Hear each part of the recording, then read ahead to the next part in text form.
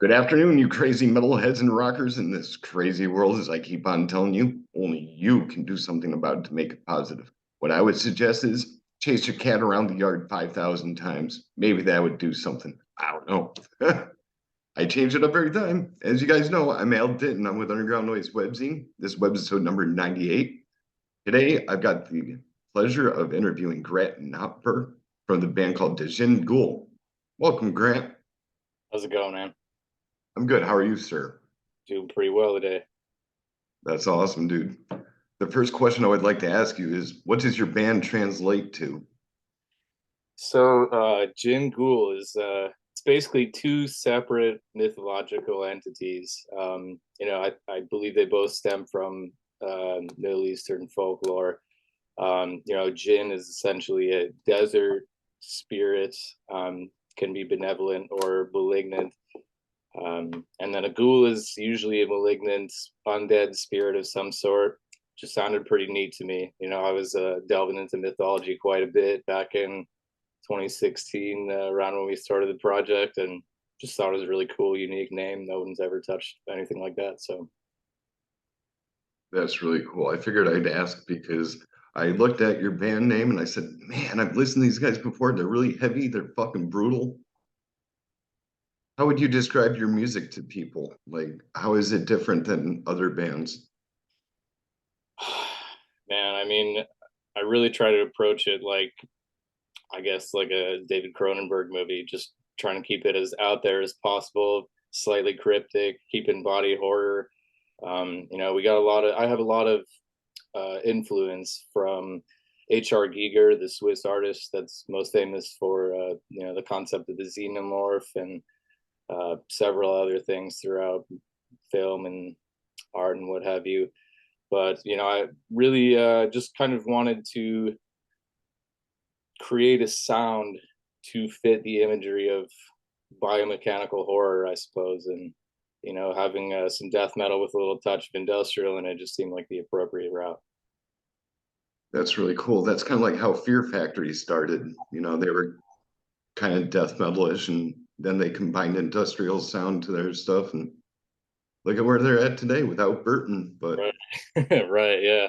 Yeah. Take a lot of influence from them. I mean, certainly it's a little easier to hear, especially in the earlier stuff. We got a lot of the gallopy triplet type stuff with the drums right on top, basically trying to keep that hard industrial sound. that's really cool. And I forgot, what do you play in the band again? So I do basically everything except for the vocals and the engineering. I write the guitars, bass, the synth parts, the sampling. I program the drums, and Junior takes care of all the vocals and the production and everything, all the lyrics as well. That's really cool. Have you ever tried to do vocals yourself? I have actually, yeah. On our second full length, ended up doing a couple of vocal sessions on Thine Hollow and Daughter, the two singles released for that album. So you can catch me on those ones at least. And then on the most recent album, I did a pretty short section on an instrumental number called Mother that we have. I'll definitely check that out for sure. Because I'm not too familiar with your band. I know a little bit about you guys. So you guys started in 2016, you said, right? Yeah, it kind of started as really a bedroom project. I'd wrote a bunch of instrumentals. I spent some time over in Namibia and South Africa, and came back from that really inspired. Sat down, started working on a project, and I was at the time doing some session recordings for a band called Hatchet Fucked, and I was in contact with the guy that was producing their music, and that guy was Junior, who's now the vocalist. And just went from there. Went from being just a little bedroom instrumental goof around project to something that we both really believed a lot in and wanted to push. So That's excellent, dude. Sometimes it does take going to another country or maybe a different state just to get that inspiration. pretty much, when we've actually, Junior and I have not actually met in real life. It's all been internet communication, which is, kind of cool in this day and age. You can do an entire project for God, I don't know how many. I guess two EPs and three full lengths, and not meet each other in person yet. We will one day, but Hey, that's awesome, dude. It's good absolutely. to stay active. I got a friend that lives in Colorado. He's helping me with my demo right now. So Right on. That's yeah, actually where I'm originally from. We just moved down to South Florida, but I'm originally from Denver. that's cool. I'm originally from upstate New York and I live in Georgia now. So I'm And right there, right here in Macon. we got a lot of family up in that area, actually. Oh yeah? Good spot, yeah. Oh, that's killer, dude. Yeah, absolutely love it up there out in the Adirondacks. Yeah, definitely gonna have to check that out. Definitely. What was your first introduction to extreme metal? Oh man. As far as actually extreme metal goes, I believe it was Cannibal Corpse, Hammer Smashed Face. Um, I'd just gotten into metal probably when I was, I'd always listened to like heavy metal and older stuff. My pops was really into Black Sabbath and Judas Priest and the older stuff. Like a little bit of Iron Maiden, a lot of Zeppelin and things like that. So it was kind of easy transition. I went from that to having my cousins show me kind of like radio metal type stuff when I was around 10 years old. And then when I was about 12 or 13, I remember being in middle school and being in a computer lab in the library and looking up music and trying to find the coolest metal songs possible. And Hammer Smash Face was just one of the ones that I came across first. And I was like, oh man, this is so brutal. I don't even know. My little brain couldn't even comprehend it at the time. That's excellent, man. My first taste of extreme metal would be Mortification and then Cannibal Corpse and There you Suffocate. go. Right on, man. Because Absolutely. like the old school Mortification is where it's at. A lot of people are like, oh, I hate Christian music. Who cares? I mean, it's brutal.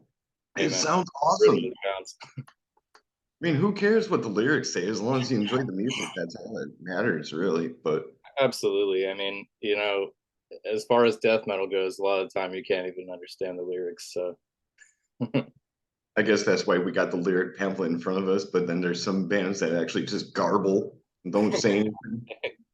I can say that I participated in some of that.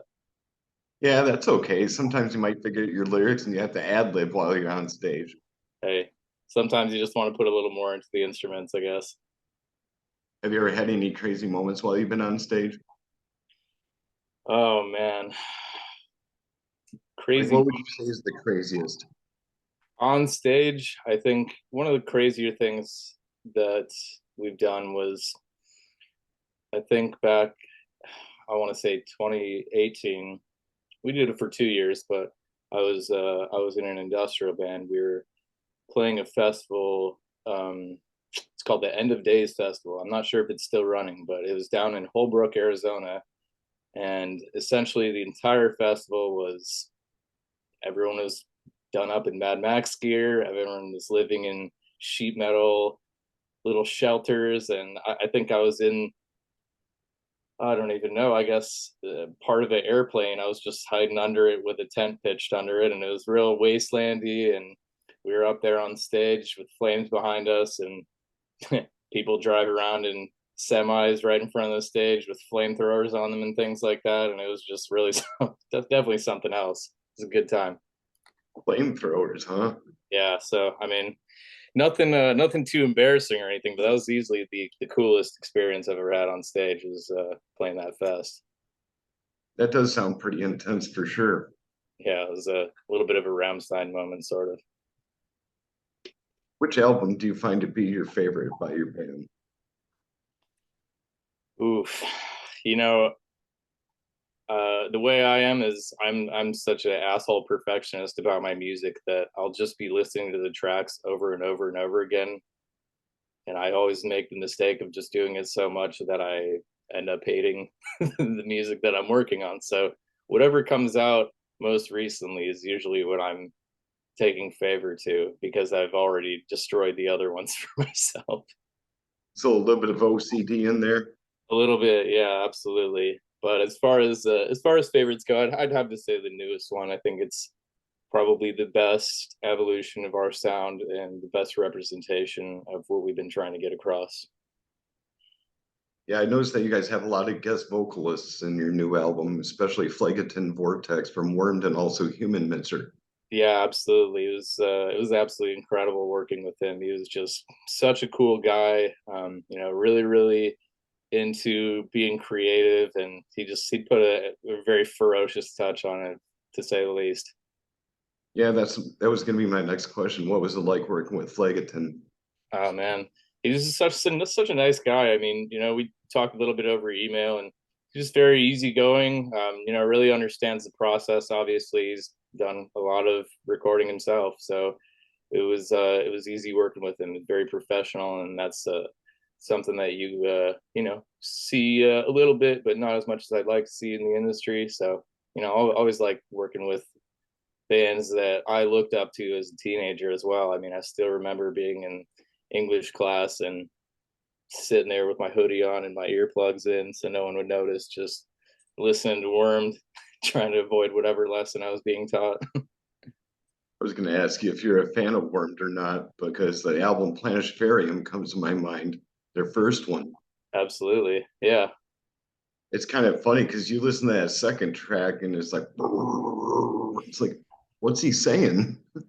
No, that's definitely one of the releases I had to go take a look at some lyrics for. Yeah, it's funny because I got the lyrics on paper and I look at them, it's like, did he just say stop it? Because this one song that you heard is like, dan, dan, dan, dan, stop it. It's like, it sounds like he said stop it, but I really don't know. Sometimes you got to go back. I can't remember. There's a I had a similar moment with what was it? I think it was "I Am Colossus" from Meshuggah. It sounds like at one point in that song he says "infallible potatoes," and I just remembered that. It's definitely not what he's saying, but I'd lost it when I heard that shit. Yeah, the misheard lyrics are always fun. It's amazing. You should check out the misheard lyrics of Necrophagus song called Fermented Offal Discharge. I'm gonna have to check it out. It's one of my favorites. I'll definitely send you the video after this interview. I gotta see now. Yeah, if you need a great laugh, that's the one that'll crack you up every time. Oh, I'm waiting. I'm gonna be checking that out right after this. Yeah, just smoke a bowl of weed, laugh your ass off, you'll be all set. That's how we do it, man. Absolutely. You guys have any upcoming shows or tours?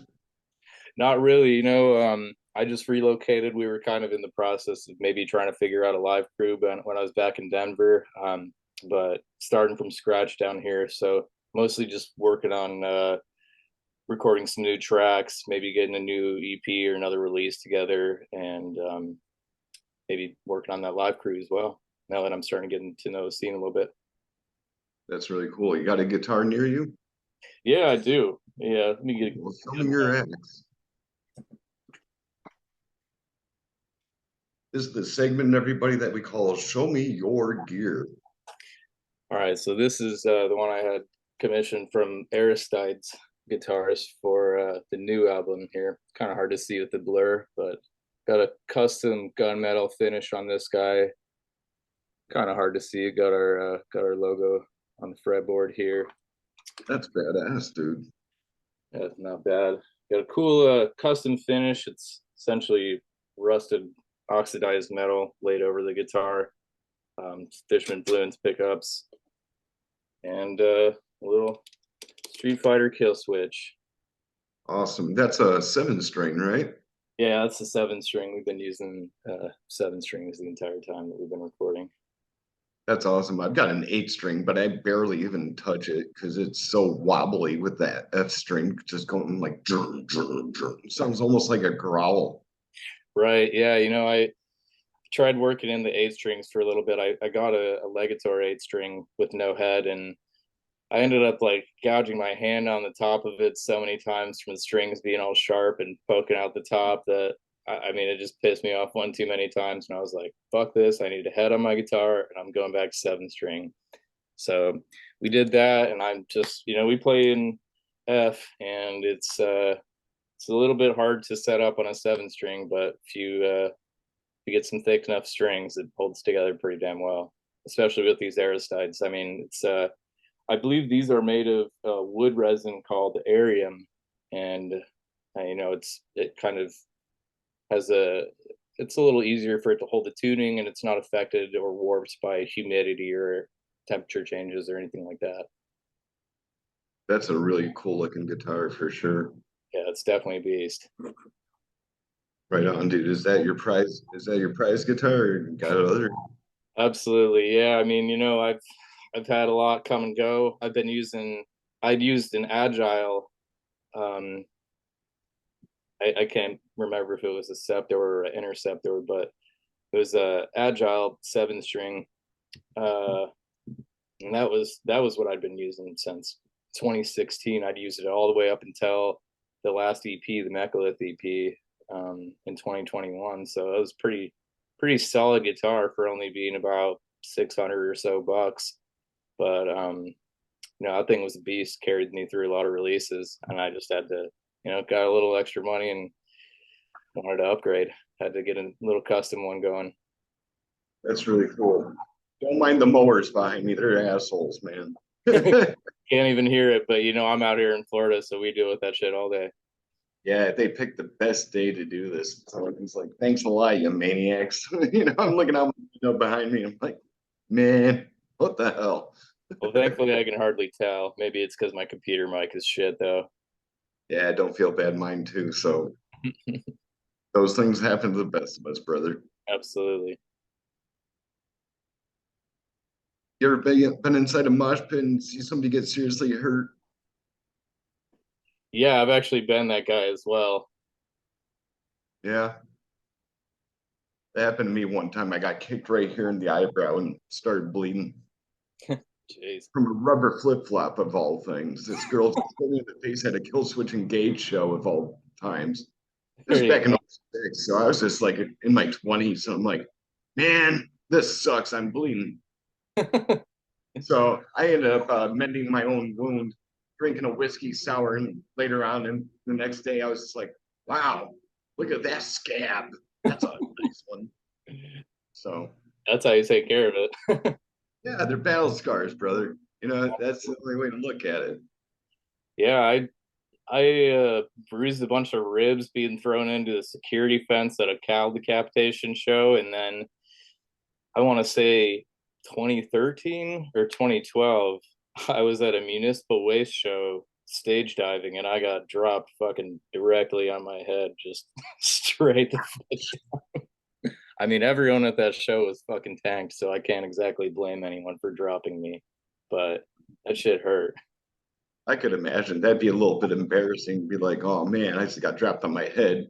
Yeah, I mean, I'm still feeling that in my neck 11 years later, so It happens, man. It happens. That's for sure. definitely. What type of guitar strings do you like to use? Personally, I use Ernie Ball Cobalt. I do too. Yeah, I like the Cobalts, the Super Slinkies as well. Yeah, they definitely have a lot of good sustain to them because you go up to that 12th fret on the high E string and it stays forever. Yeah, they're definitely really solid. I've actually always used those. I think there's only one time where I didn't. I wasn't satisfied, so I just went right back to it. Here's a question I haven't asked anybody yet, but you'll be the first person I ask. What do you think sells more of your music, digital or physical?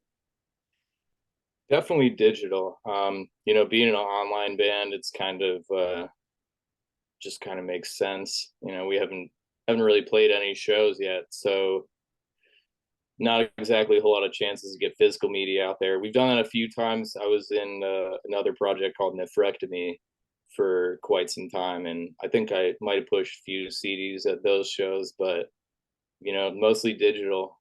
Um, you get the serious collectors coming through that want the physicals, and obviously you want to keep things printed for that reason, but definitely digital, hands down.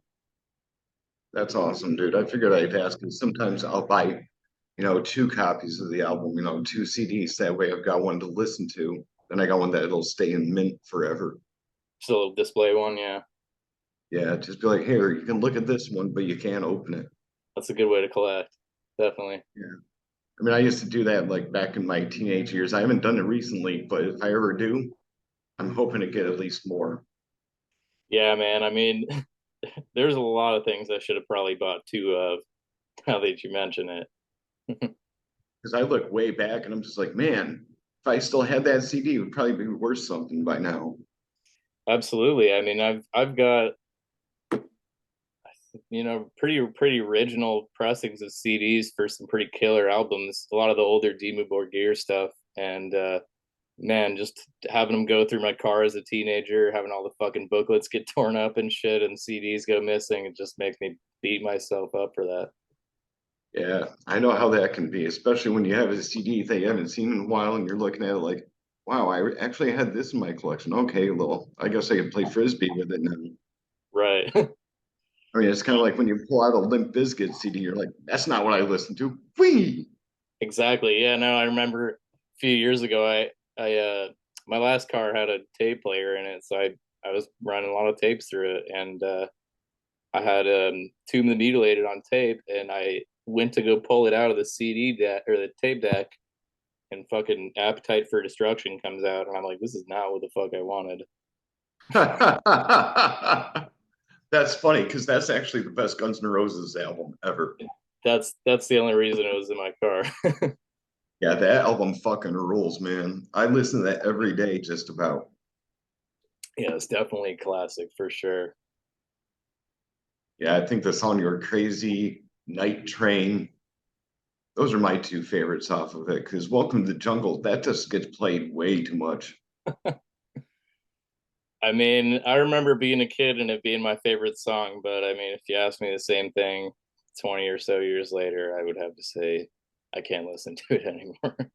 Yeah, it's just like "Sweet Child O' Mine." Every time I hear that on the radio, I'm just like, turn off the radio, play a full length album, and you'll be okay. I'd rather listen to silence. Yeah, silence is usually a good thing too sometimes. Definitely. I mean, everyone needs to express it every now and again, like, okay, why is this person so quiet? Maybe they don't feel like talking. Who knows, man? Yeah. Yeah, people are funny these days, I'll tell you. I mean, technology seems to got a huge grip on them saying, oh, yeah, you need the digital copy because it might sound better to you. Right. Yeah. I mean, I really have always enjoyed physical copies just because I'm the kind of person who will sit there and stare at the cover art and fiddle with all the pages of the booklets, look through all the lyrics kind of just out of boredom, really, or pure curiosity. Just always kind of like to hold my media as well. It's just a Yeah, different. there's nothing like it because you can flip through pages. You can't really see a digital autograph on your, Right. cover. It's like when I go through my Crisian CDs, I'm like, wow, I can't believe I actually met these guys back in March. And I go back and I'm like, man, those guys were super fucking cool. Yeah, that's the other benefit to having CDs. Can't exactly go up to someone and be like, "Dude, sign my phone, sign my phone." I That'd got be a pretty digital funny. copy. Like, how are we going to do that with the what's those things called? Yeah, Stylus. That's the word. Here, can you stylus my phone? can you sign my phone? We'll do it on DocuSign. Hey, there you go. That might work. Let me write that down real quick. Might have to. Good idea.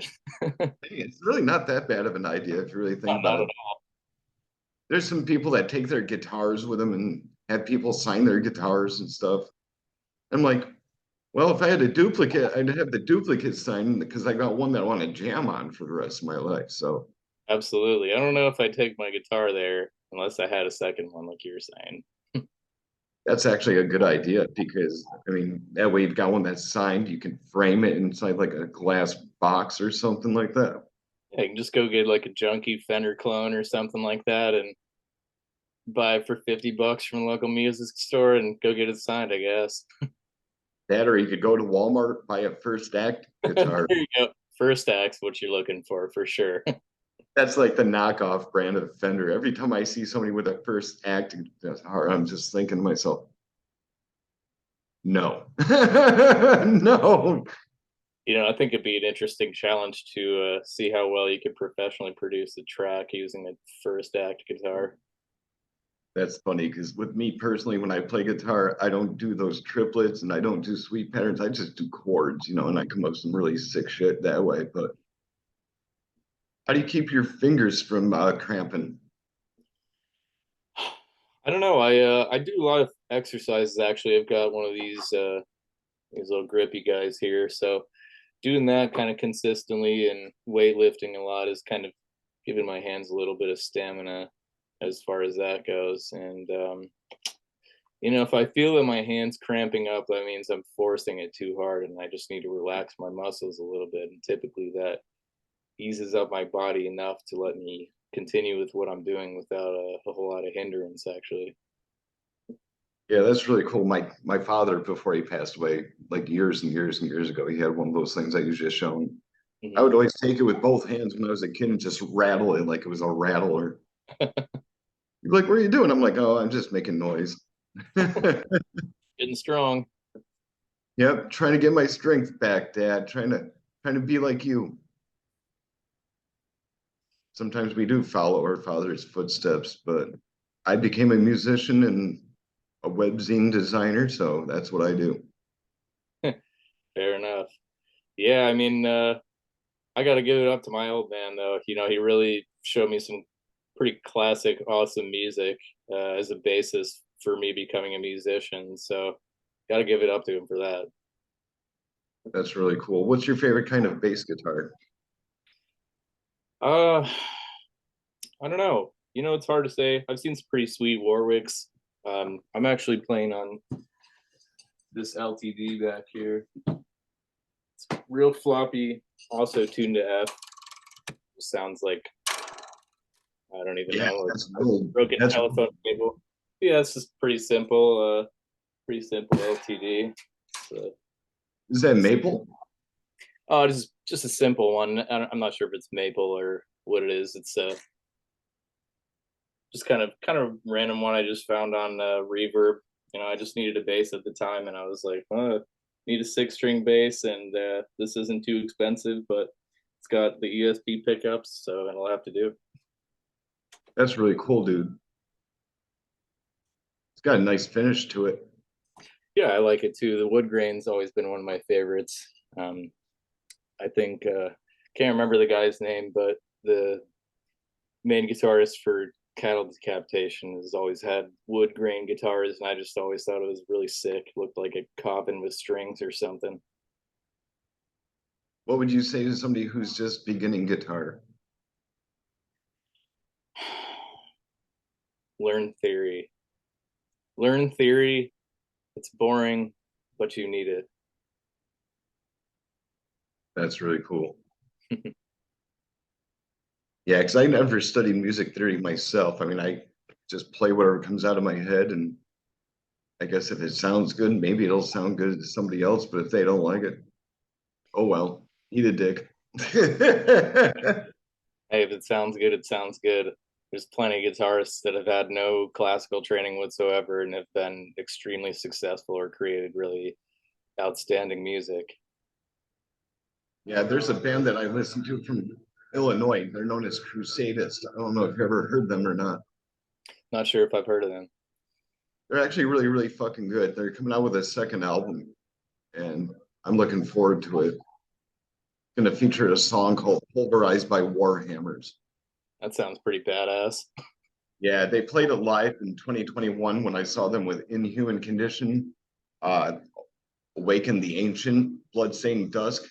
And there Nice. was another band that was supposed to play, but they didn't show up. So I was like, well, at least I get to see a few bands play and hang out with Lee Harrison for the whole night.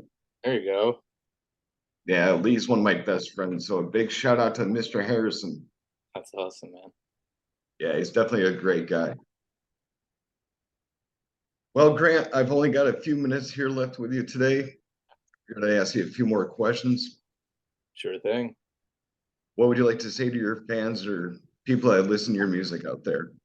Oh man, I really can't be more appreciative of all the people that have, especially lately, we've had a lot of new followers and fans, and just people generally enjoying the music. And all I can say is thank you. It's like I said, we just started this out as pretty much a bedroom project, and having it grow into what it is now, and having so many people have good things to say about it, and recommending it to their friends and being able to work with artists that I really liked growing up, even like as a teenager. It's just been really special, and it keeps us going. Definitely hearing all the reception and people getting excited about the new stuff. Love to hear it. Can't be more appreciative. Yeah, you guys definitely added a nice taste of brutality to my brain. So I've listened to you guys a few times and I really enjoy it. Glad to hear that, man. That's what we try to do. Before we were talking about Flageton being one of your guest vocalists on your new album. Yeah. Who else is on your album as a guest? Well, we got Jord from Disentomb on our most recent single, Opulence, from the title track. He did a very, very excellent job with that. We've actually got a music video available on YouTube right now on the Vicious Instinct Records YouTube channel. So should definitely check that one out. We've got my friend Alex, who is on our track Pseudo Sapien, doing a little bit of guest vocals there. And I also got my girlfriend Sarah. She worked with me on that Mother song. We did a little vocal section together on that one. So a few extra talents on this one. I'll definitely check those out. Yeah. That's awesome, dude. Yeah, it was pretty good to work with friends and other artists, and it was just a little more of a collaborative effort with this one. Is your girlfriend a screamer? Does she growl? She's mostly doing spoken word. We just have a lot of heavy distortion. It's kind of it's a little bit of a noise track, really. So it sounds like screaming. It's truly just heavily distorted speaking, though. Random That's sounds. yeah, because sometimes when you hear the distorted vocals, you're like, what's going on over there? I mean, you can't really tell, and that happens a lot with a lot of industrial tracks that I've listened to. Is I'm like, is this guy screaming really well, or is he just have an absolute shit ton of distortion on his voice? I can't tell. Yeah, it reminds me of Circle of Dust because that's what Scott Albert used to do. Right? Yeah. Distorted vocals and whatnot. I'm just like, man, I can't really understand this. So you have to hold the lyric sheet a little closer to your face, like, yep, he's actually saying those words. How cool is that? That's pretty sweet. I've gotten inspired a lot to make that track. Actually, I was inspired heavily by Justin Broderick of Godflesh. He does, kind of, it seems like a solo noise project that he's got, is what it seems to be, just called JK Flesh. And he does a lot of that kind of stuff. It's a little bit of ambient noise, instrumental type music, and he's got a little bit of this texturing using the distorted vocals. And I just thought it was a really, really neat touch and something that I wanted to try in my own style. That's a band I haven't listened to in years is Godflesh. Are they still around? Yeah, they actually just put out some new tracks, I think just a couple weeks ago. It's pretty fucking awesome. Definitely recommend it. Yeah, I'll totally check that out for sure. Yeah, they're one of my favorites. Very awesome. Well, Grant, my last question for you is always the same with everybody. Do you have any last words for Underground Noise Webzine? Uh, I don't have anything prophetic, but thank you so much for having me on the show. I really appreciate you taking the time out of your day to do a little discourse here and present our little spiel to the public, to let people know what we're about. Hey, you're welcome. Thanks for giving me a portion of your time today. I appreciate it. Absolutely, man. Anytime. Cool. Everybody keep your horns up for metal and rock. If you're not, you're doing it wrong.